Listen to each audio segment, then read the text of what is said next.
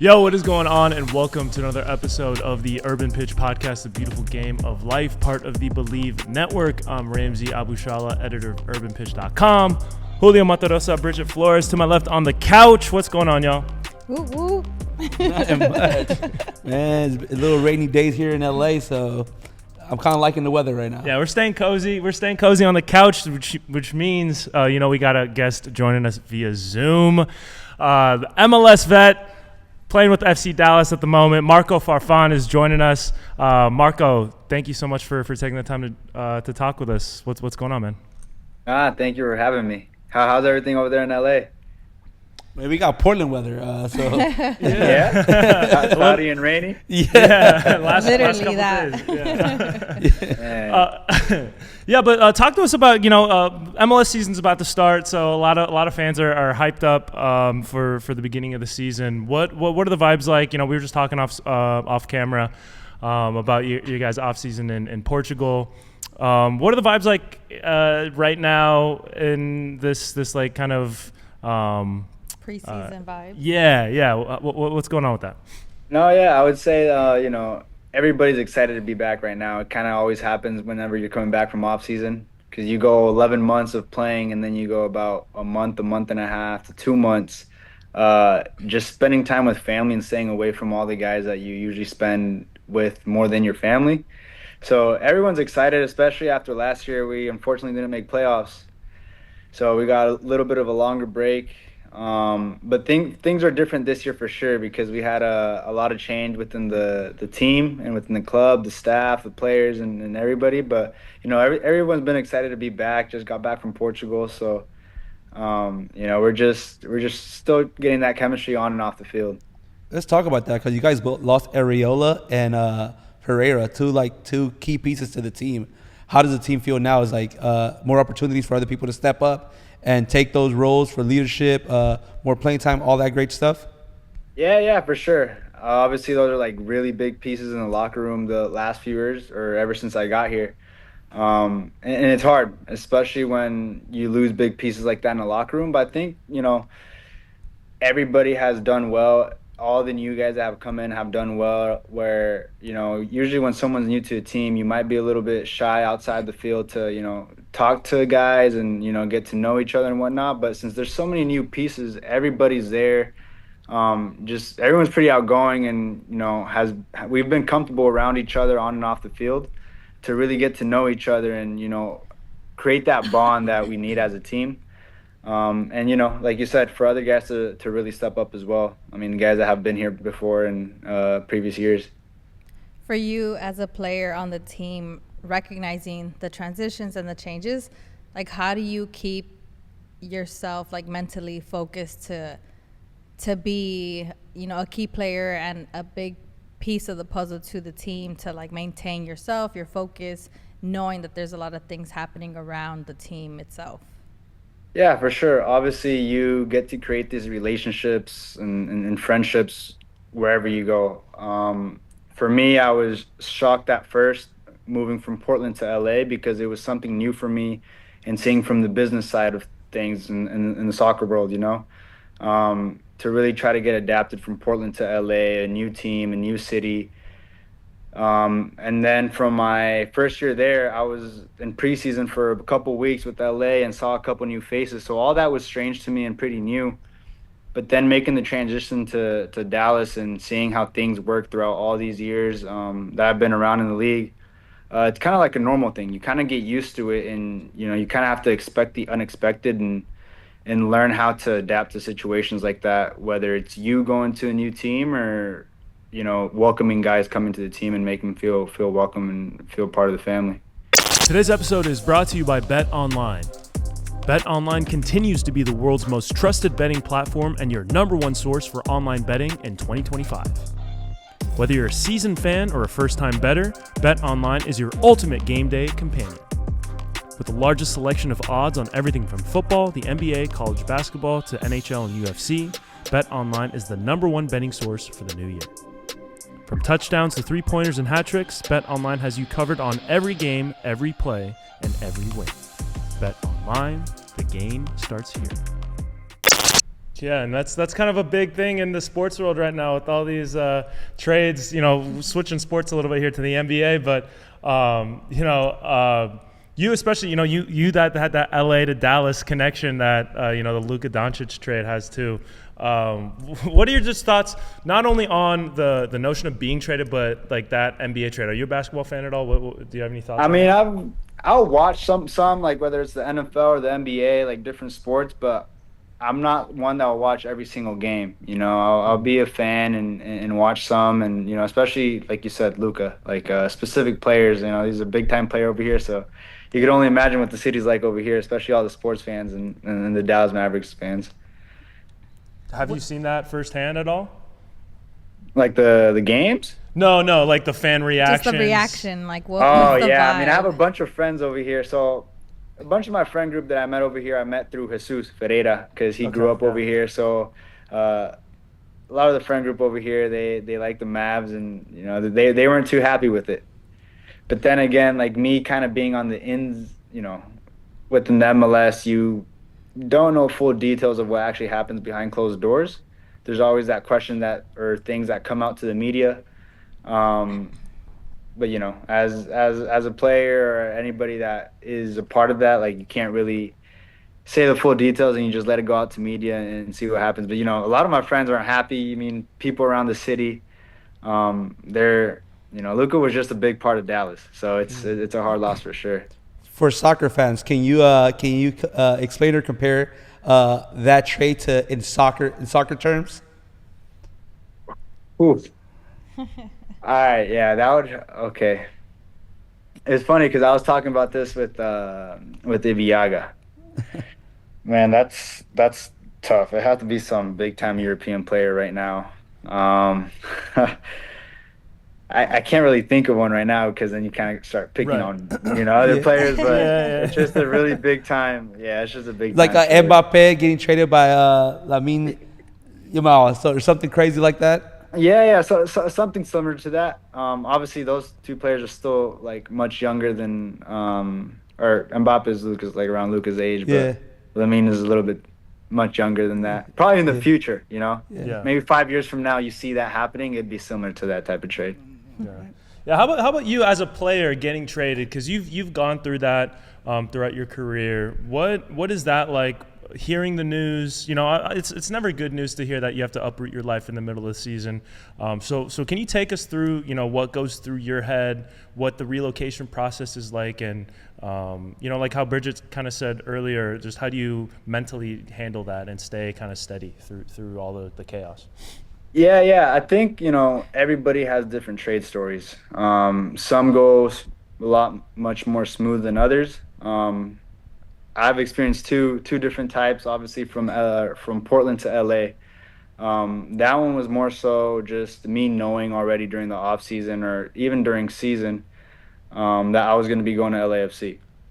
And it was, just a decision mutually made, better for both parties. I already knew my family. I told my family that, spending Christmas with them, it was going to be my last time being around them after growing up and being around them every single day.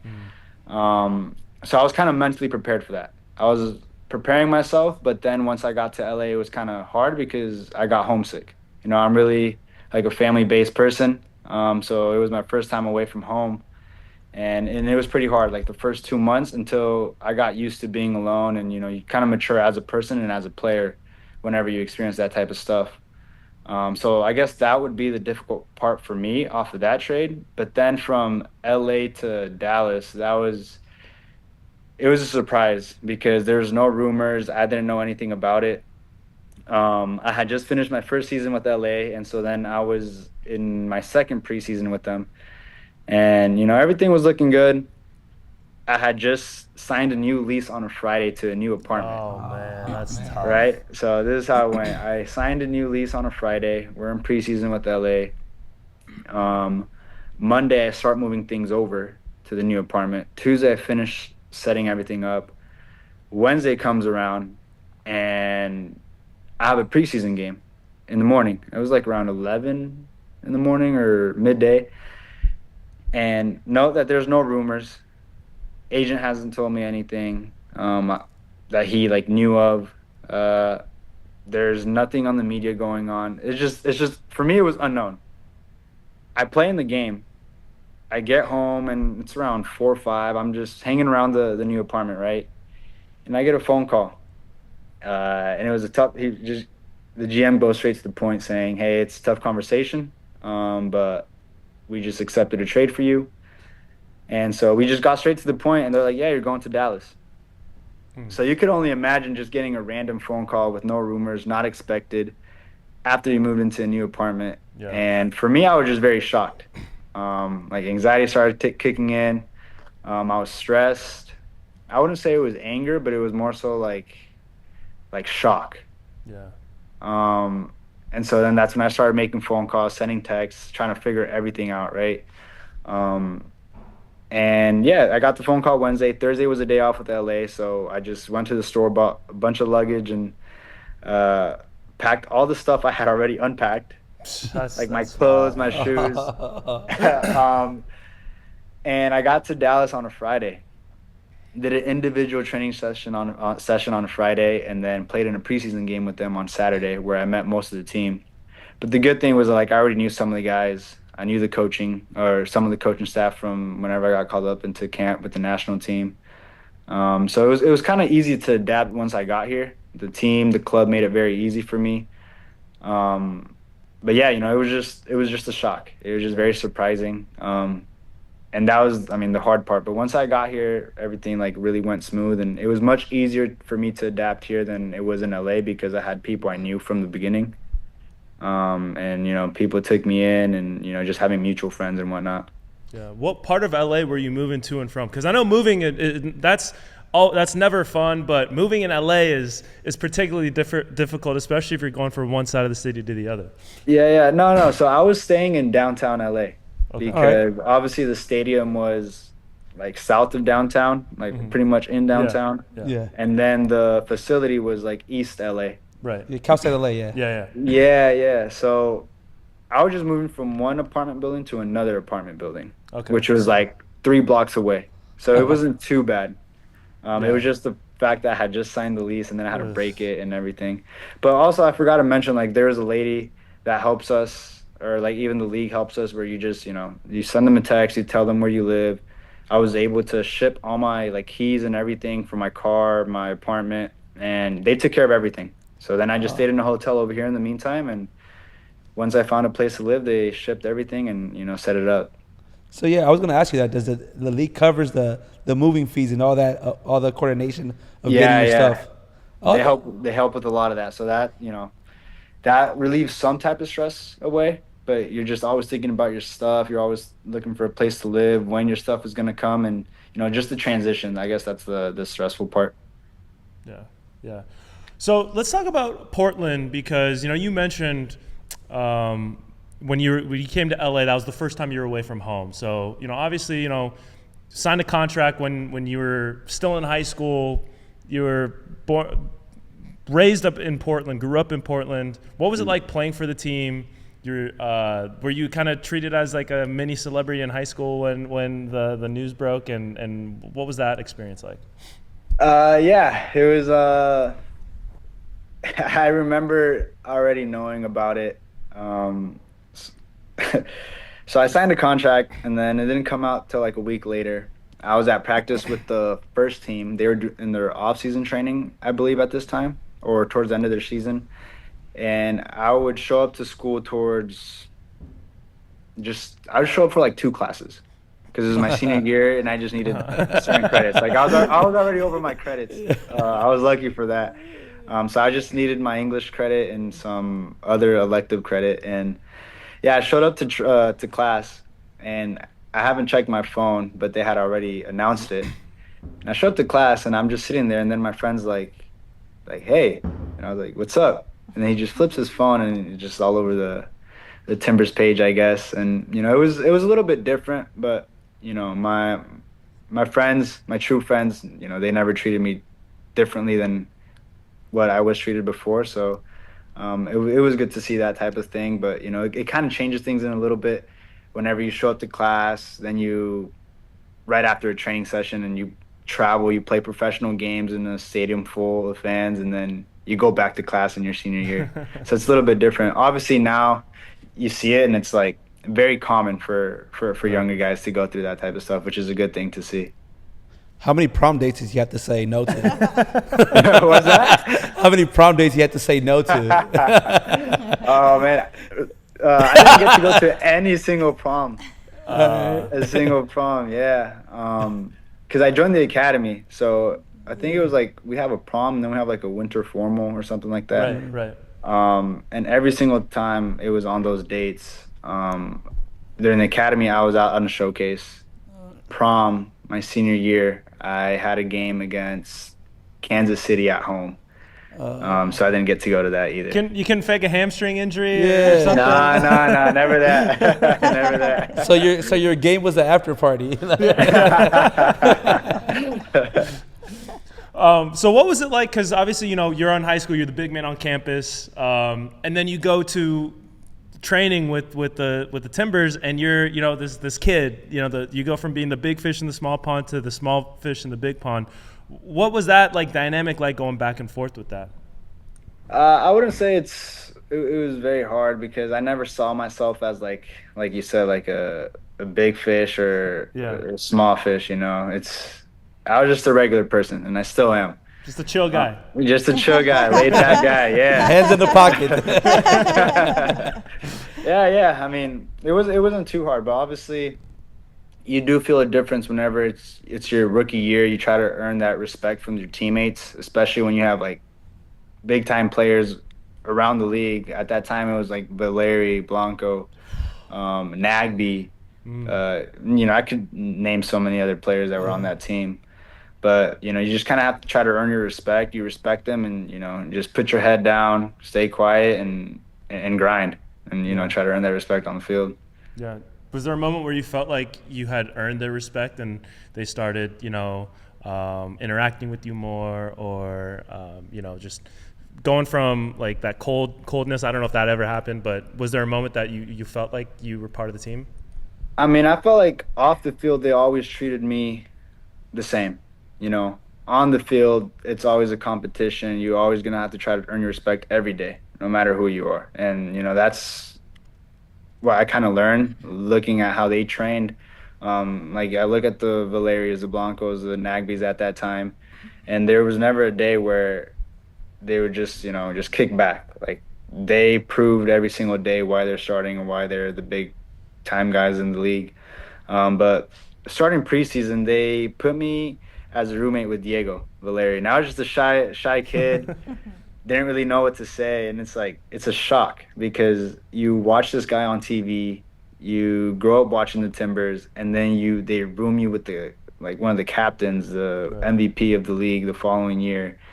And, it's because I'm a pretty shy guy at that time, and I just didn't really know how to handle it until they really took me in and made it easy for me. All right. There's a lot of kids signing right now, homegrown contracts. What advice you get? FC Dallas just signed 6 homegrown players this year. So, what advice would you give this kids joining the first team? No, honestly, I would just say not to change a single thing of what they've been doing on the field, which is what got them that contract. And for them to, fulfill that dream and become professional soccer players, for them working on the field and grinding. And, not to change that just because you're on the first team and shy away from those moments. And that's part of, earning your respect and being held accountable. Because at the end of the day, like it's a job, it's a competition every single day. So I would just say that, just keep doing you, don't change things, and, just enjoy it just enjoy the grind. Because once you stop enjoying it and start overthinking, then that's where you kind of lose yourself and you lose what made you get yourself at that point. Looking back at you starting in those moments, is there anything that you would have done differently?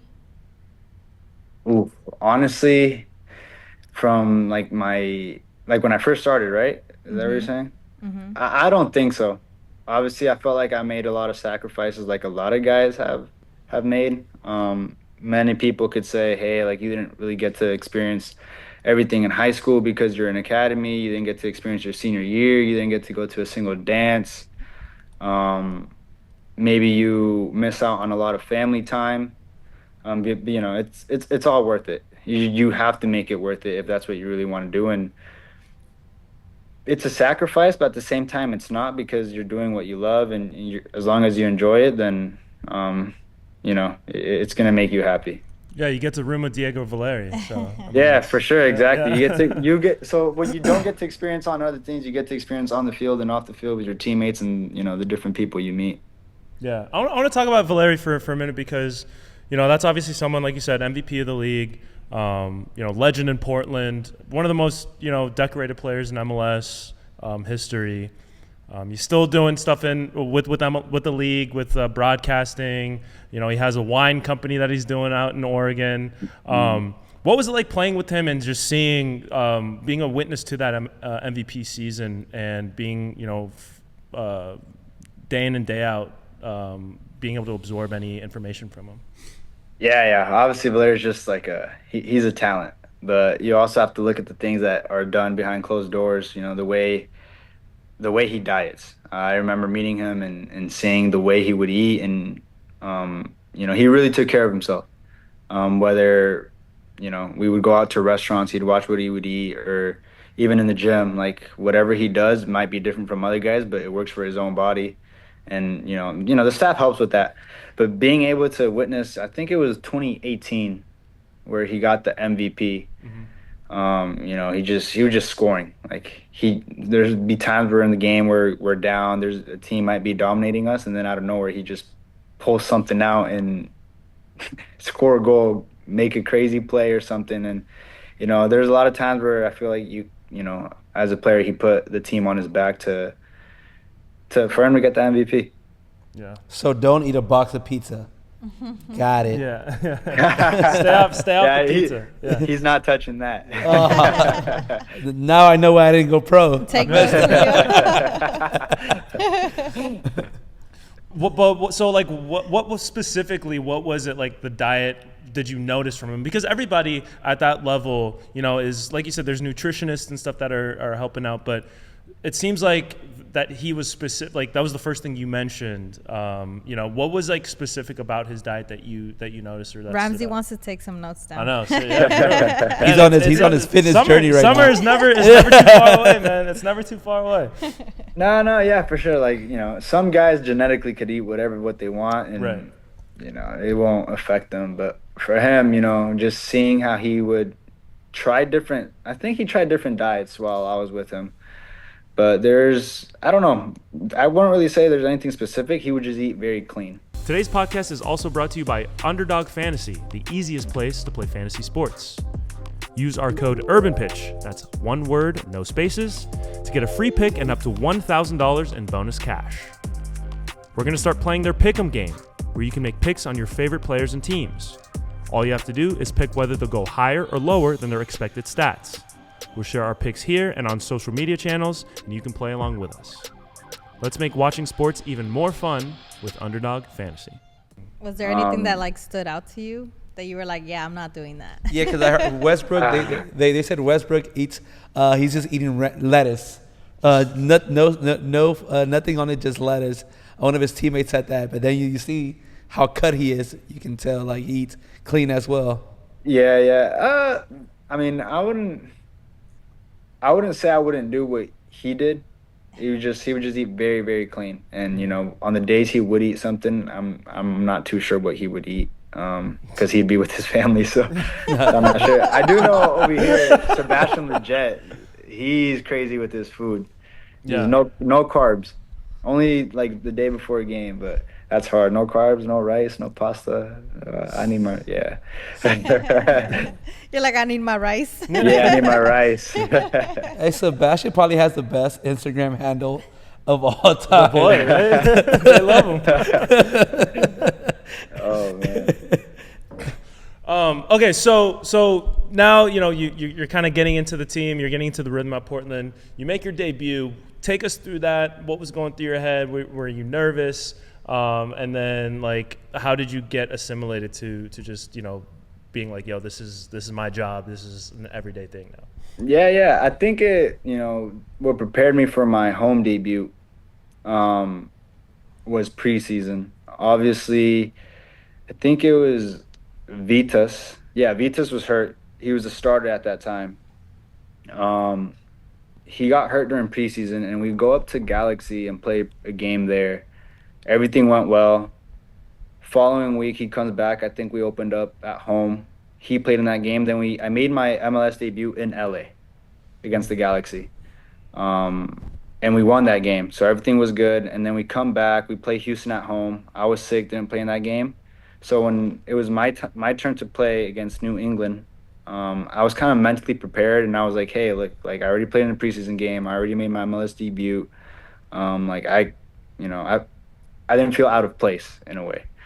But just walking into the stadium and knowing that my family was there, listening to the national anthem, and seeing like the Timbers Army just start waving their flags, and I just kind of got the chills and got a little bit emotional. But once the game starts, it's just like within the first 5 minutes, you just turn a switch where it's like you kind of forget all those things and you just kind of focus on the game. But it was, yeah, I mean, things you could only dream of, playing in front of your family, playing in front of your friends for your hometown club. Yeah, it's just like a dream come true.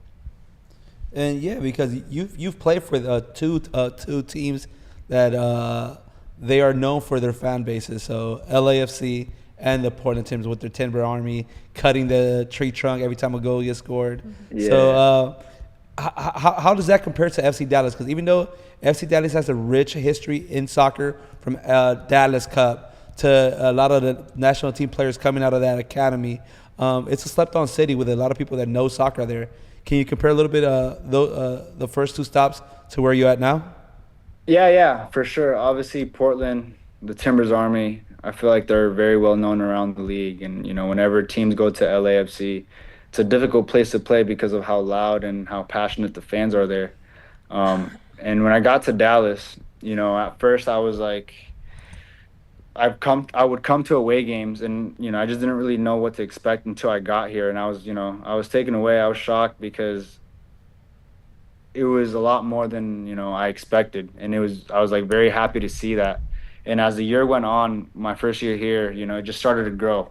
And I'm pretty sure like ever since we've had a lot of like sold out games, and just like the love that the fans give to the players here, it's they really make every single player feel welcome, whether you go through good moments or bad moments, and that really makes a player want to be here.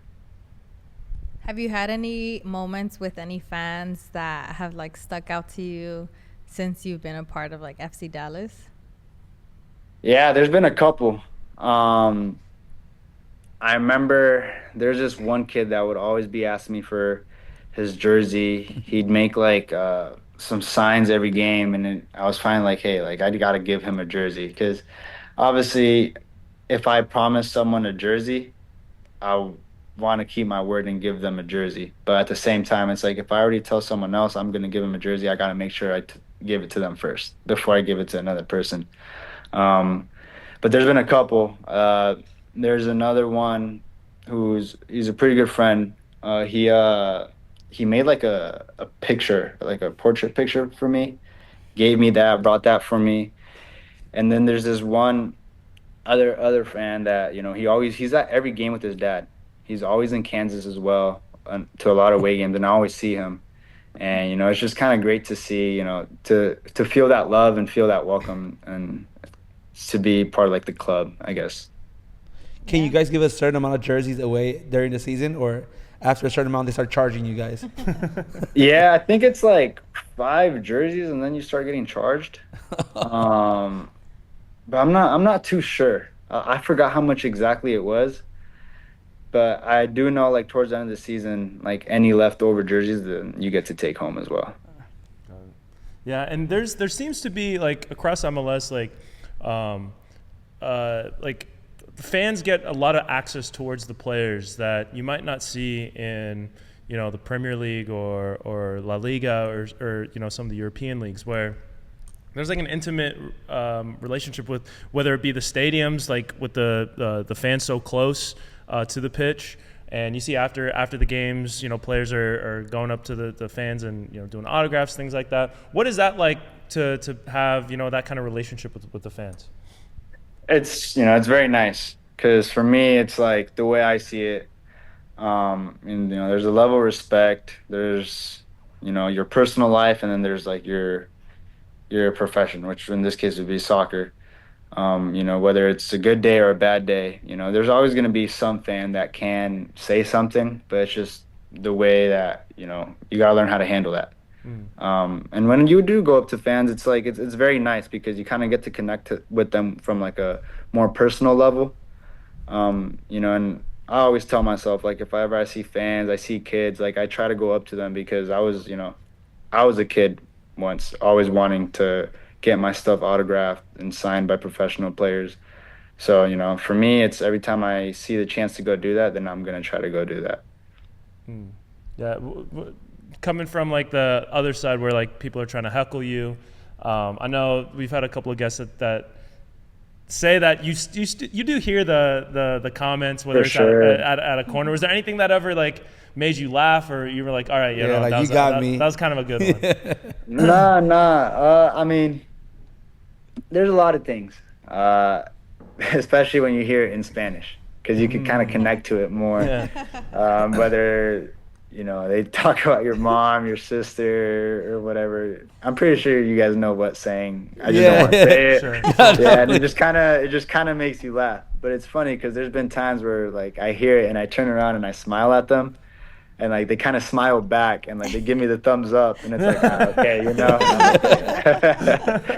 No, because growing up, you've been to different national team games for that come from Latino communities. Yeah. Did you ever join in that heckling growing up as well? I mean, being a part of like the fan, like watching the game, like I would be able to hear it. Yes. Yeah. No, but you as a fan, like I know growing up, I'm Salvadorian, so I remember going to Salvador games, different like, and the things that would come out from my uncles and family members. I was probably like 10 years old and I was repeating it. Yeah. Did you? Yeah, exactly. It has an influence on it. So I've seen it. I guess it's part of like the passion that everybody has and wants their own team to win and want their own team to perform.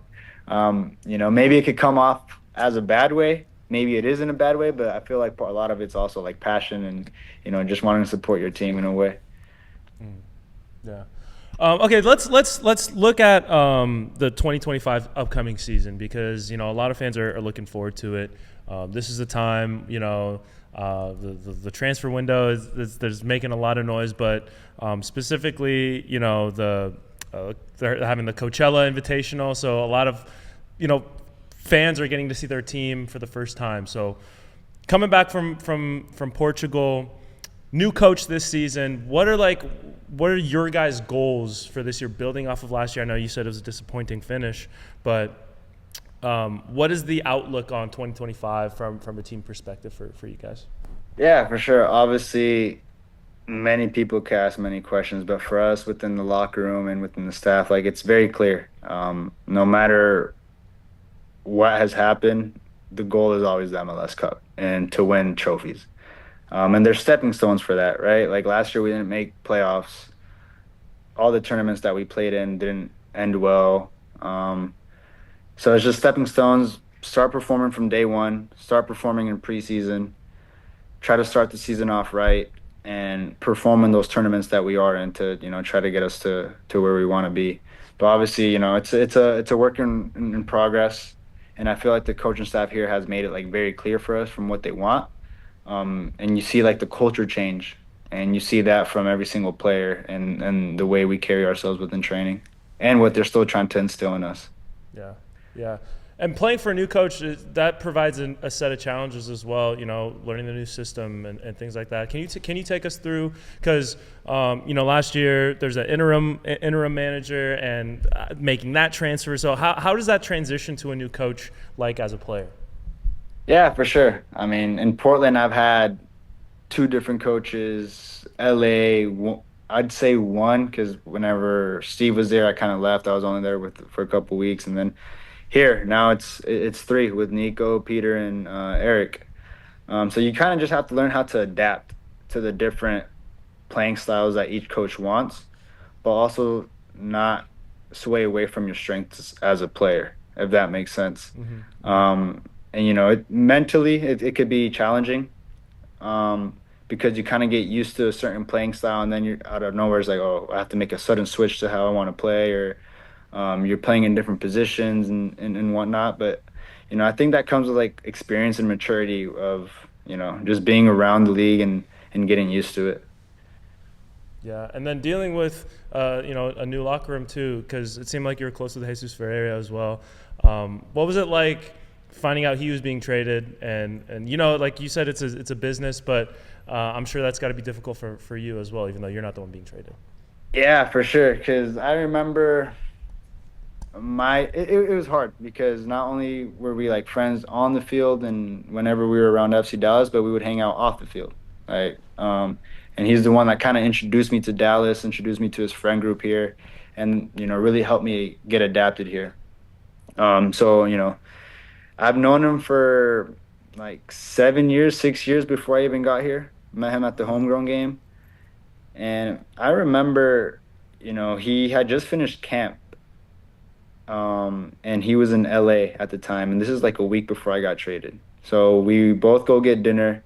We're hanging out before he heads back to Dallas for preseason, and I send him a text message later, and I'm like, "Hey, I'll see you soon."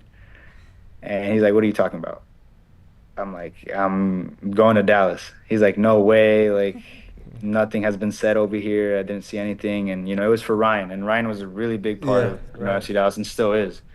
So it was just a shock. And obviously you kind of have like those internal conversations as friends, like, hey, like this is going on, before it comes out to the media. So, there was a little bit of that before he even left. So, I kind of already had the idea that he was gonna be leaving in a way. I just didn't know where, Right. Or that something was in the works, or that something might happen. And so when he left, it was just kind of like, okay, it's a lot of change. Paul left as well. Mm-hmm. And, it's not just like one player left. Like from my 2022 season that I got here, there's probably only like 5 guys left from that same locker room. Oh, wow. From the last 3-4 years. So it's a lot of change, but like I said, it's something you kind of have to adapt to. And, you make new friendships, you meet new people, and, that's the beauty of it as well. Yeah, and MLS, I feel like there's a lot of turnover year over year, especially with it, kind of getting notoriety as like a selling league. Cucho Hernandez just is going to Spain now. So how do you kind of navigate that? No, not like there's not a sense of insecurity because you're still going from place to place, but how do you navigate knowing that okay, like you've been there since 2022, which is a decent amount of time, but like you never know when the next move could strike. Exactly. I think it also comes down to like performance, coaching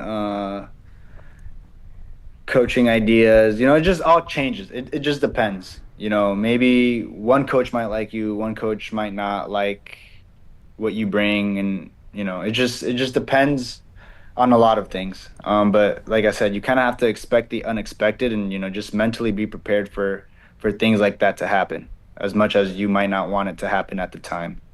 That's just, like I said, I kind of learned that from my move from LA to here.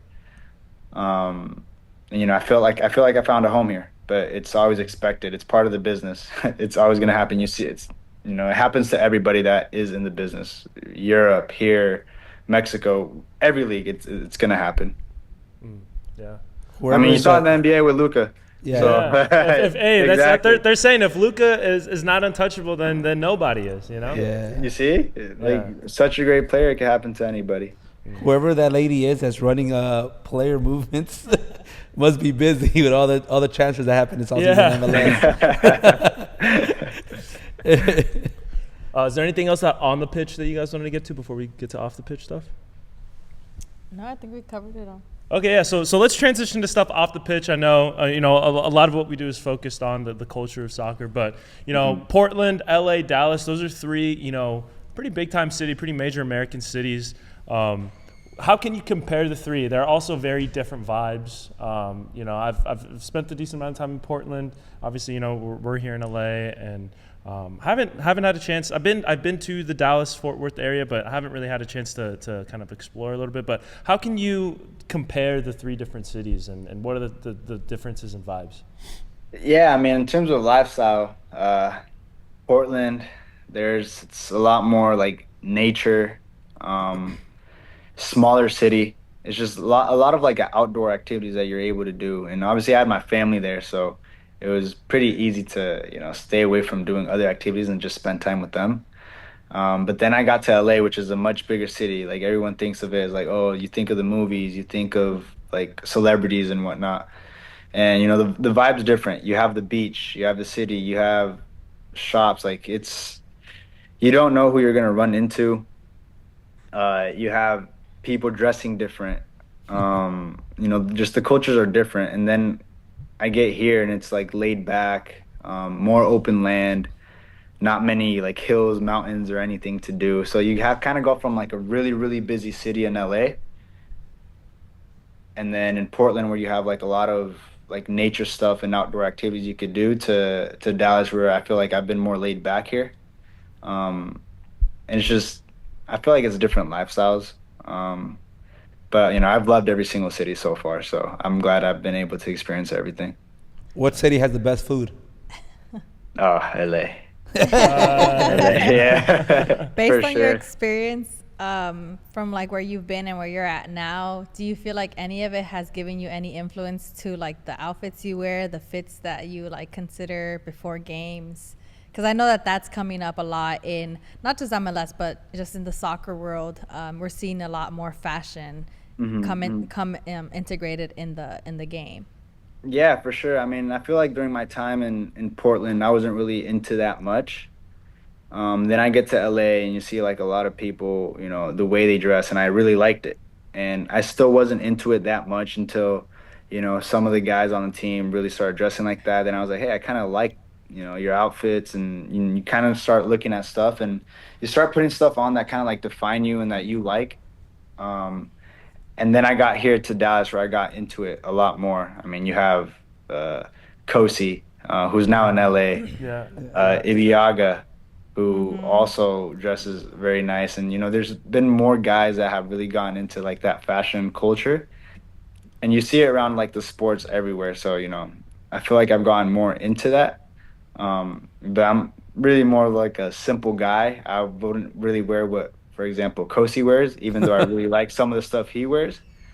But, he could just pull it off. That's who he is. And, it kind of just defines who you are as a person, whether it's on the field or your personal lives. And it's just like a nice way to express yourself. Right. It's fun. Yeah. Yeah, it's fun. Yeah. Yeah, and when you got to LA, Kellen Acosta, I feel like we've spoken to different players around the league, and they said he was like a big like factor in taking fashion seriously. Was he one of the guys that kind of put you on a little bit more into thinking about what you wore? I mean, I only really spent.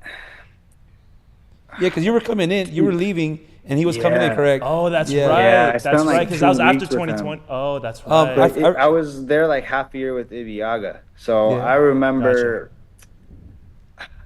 he would show up to training sometimes like with his rings and certain outfits, and I'm like, oh, that looks pretty nice, but it's early in the morning. Like I don't know if I'll wear that early in the morning. But yeah, but before I really got into it, like you see like a lot of different guys, like the different styles that they have. And maybe you like some you don't like, and it just all depends. It just depends on who you are and depends on what you like to wear. Like for me, like I could say, like I'm a simple guy, but I like certain stuff. I don't like certain stuff, but some stuff looks pretty cool on other people that I just wouldn't wear, if that makes sense. Yeah, Yeah. what do you think makes the outfit? The shoes or the gear that you're wearing? I feel like the shoe is like the staple of like the outfit. You're not wrong. Yeah. How about music? What type of music are you listening to? What's on your playlist, and like what's been on your rotation lately? Yeah, so I mean, I listen to a lot. I mean, just hip hop and reggaeton, I guess you could say, like R&B, reggaeton, like rap, all that stuff. I'm not really picky on it. if I like the flow of a song, I like the lyrics of a song, then I could get into it. Like I could listen to some country, but not a lot of country. But I'm more of like the reggaeton and hip hop. What are some like artists for reggaeton and hip hop that you can just kind of like share right now? Okay, hip hop, rap. Like my favorite is J. Cole, just because of his like lyrics. Favorite song of his is "Love Yours." Yeah. Reggaeton. I could right now Bad Bunny, like he's a big one right now, but I could listen to like a lot of like old school songs too, like we seen Yandel and stuff like that. So I'm kind of open with what I listen to as long as I like it. Nice.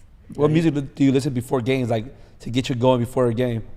I need like some reggaeton, like some uppity reggaeton. Yeah. Did they got you on Ox in the locker room? No, so the last 2-3 years we had Ima Tomasi on Ox, and he played his young boy. His young boy, yeah. He wanted to get everybody red cards. Yeah. He wanted everybody to get red cards. It just set the vibe, especially with his hair. Just everybody came in as shiesties. Yeah, exactly. But now, I mean, right now, so far, I think in the locker room, I'd see Sebastian and Biaga taking over it, or one of the Latin guys take over it. It just depends, A lot of guys now just put their headphones in if they don't like the music that they're listening to, because obviously you have like the Latin music, the American music, and it's just different. There's like a divide in the lock. They have like a soundproof chamber on one side. That's what they got. That's the next step. Okay, before we wrap things up, I know so when we first started the podcast, every guest that we have, we would put on Julio's hot seat, and we haven't done it. I don't know why we even retired. Yeah. We retired it for a while. Because he wasn't doing his homework. Oh, that's right. That's what it was. And He would today show up I the didn't do day it of. either. He would have No the wrong questions. guest. He would have the wrong guest on his phone. But Julio, we're bringing it back for 2025. I think you're the first Zoom guest. We've had a couple of in-person guests. So Julio, we're going to throw it over to him for his hot seat. He's going to grill you to close things. In your parents' eyes, who was the better soccer player, you or your brother? Talent-wise, my brother. Yeah, he played D1 for Oregon State, correct? Yeah, Oregon State U23s. He was a lefty as well. He was a winger. All right. Start one, cut one, bench one. Dallas, Portland, LA. Okay, but yeah, like putting everything together. No, food-wise. Oh, food. Well, yeah. No, I think everything. Everything. You already said food. No. This is the hot seat, man. Julio trying to give you the lifeline. We're doing. We already answered food. You gotta go. Yeah. I'll do food. LA, Dallas, Portland. LA, Dallas, Portland. Oh man, you shouldn't have given that lifeline. I gave the option out. All right, so same question. Reggaeton, hip hop, and country. Well, not country. Reggaeton, hip hop, and cumbia. Ooh. Right now, I'd go reggaeton, hip hop. Yeah, like the way you said it, reggaeton, hip hop, cumbia. All right. Yeah. All right. That's a tough We got to get country back in that rotation now that you're in Dallas. I know. I'm surprised. Hey, You I never have to listened to start country. listening to some more. I need some more recommendations. They put country, he puts his headphones in. Yeah, that's when you Quick. Switch up. Bad Bunny, please. All right. Last one. Soccer swag that you should not wear as a soccer player. Oh. For me, like if you're, youth or whatever it is, like the long, like the compression pants with their socks over them and then shorts that covers your knees and everything. Nah, you can't do that. Yeah. That's a no-no. Yeah, that's a no-no. Doing too much. All right, Marco, you survived the Julio hot seat, even though you got. I gotta give got him a out. It's lifeline. preseason. Yeah, I gotta give him out. We'll talk off record. Yeah, off the record, then we can share your answer for all that. But once again, thank you so much. This has been a lot of fun, and we'll be watching you. I will put this out there that we do have something of an urban pitch boost that goes around to all the players that we have featured on the show. So putting that out there for you, and then when you have a breakout season or a couple of player of the week awards, then we're gonna be taking all the credit for it. So perfect. Sounds good to me. All right, this has been another episode of the Urban Pitch Podcast, the beautiful game of life, part of the Believe Network. For Marco Farfan, Julio Monterosa, Bridget Flores, I'm Ramsey Abushala. We'll see you next week.